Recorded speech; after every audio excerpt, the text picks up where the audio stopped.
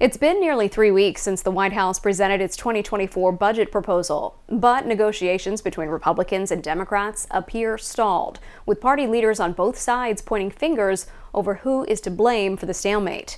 Mike Emanuel is in the nation's capital with the latest on where talks stand and why some say it is now a race against the clock. This budget will help us continue to implement our national defense strategy and the president's national security strategy.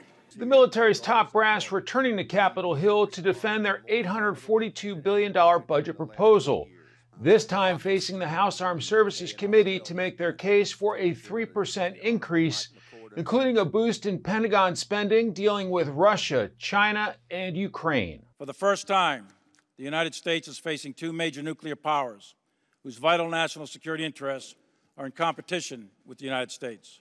Debate over the president's budget proposal continuing one day after House Speaker Kevin McCarthy wrote a letter calling for President Biden to return to the negotiating table, citing a, quote, rapidly approaching deadline and warning Mr. Biden that he is now on the clock. This is not the time to play games. The White House and Democrats responded, suggesting the move was premature until House Republicans produced their own budget proposal. We have not seen anything from House Republicans. What we have seen and heard are excuses after excuses after excuses, but they should be transparent to the American people. The back and forth on both sides highlighting a central debate over the debt ceiling, with Democratic leader Chuck Schumer urging Republicans to work together to raise the legal limit the U.S. government can borrow. Stop the brinksmanship, stop threatening default, and work with Democrats on a clean extension of the debt ceiling.